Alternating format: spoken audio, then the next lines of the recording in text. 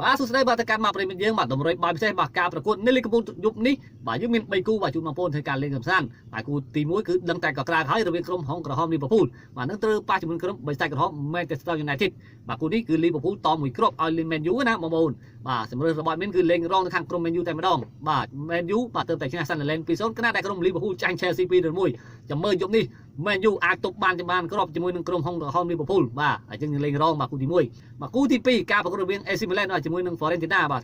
AC Milan ទៅតែស្មើជាមួយនឹងបាទជុំគ្នាគណៈដែរ Fiorentina ទៅតែចាញ់ជាមួយនឹង Roma 2-1 យប់នេះលេងក្នុងទឹកដី AC Milan អញ្ចឹង AC Milan អាចនឹង200ឈ្នះទៅលើបាទក្រុម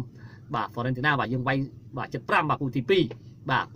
ទគូចុងក្រោយការប្រកួតនៅ Espagne បាទក្រុម Getafe ទៅតែចាញ់ទេបងប្អូនយើងបាទគូចុងក្រោយត្រូវប៉ះជាមួយក្រុមខ្លាំងបាទឈរលើកំពូលតារាងបាទ Real Madrid ហើយយប់នេះគឺរៀលតមួយគ្រាប់25បងប្អូនយើងអញ្ចឹងជម្រើសរបស់មានគឺលេងខាងក្រុមរៀលបាទសិនជារៀលឈ្នះនឹងបន្តឈរលេខ1ដដែលបាទជាមួយនឹងបាទក្រុមបាសេឡូណាដែលកំពុងតែប្រជែងជំវិញឈ្នះទៅលើបាទក្រុមជីរ៉ូណាបាទ2-1អញ្ចឹងបាសេឡូណាឈរលេខ1វិញហើយបងប្អូនយើងអញ្ចឹងរៀលត្រូវការឈ្នះយប់នេះជាមួយនឹង Getafe អញ្ចឹងមាន3គូជួបបងប្អូនធ្វើការលេងបងប្អូនអាចសម្រេចចិត្តនៅក្នុងការជ្រើសរើសដល់ខ្លួនឯងហើយសម្រាប់បងប្អូនដែលចង់បានគូបាល់ផ្សេងទៀតអាចចូលរួមជាមួយក្រុមបាល់គ្រាន់តែចូលទៅកាន់ link bio TikTok តាមរយៈ Telegram ដាក់នៅក្នុងបាទរូបភាពនេះហើយបងប្អូនអាចចូលរួមដល់សេរីតែម្ដងអរគុណជូនពរបងប្អូនសំណាងល្អ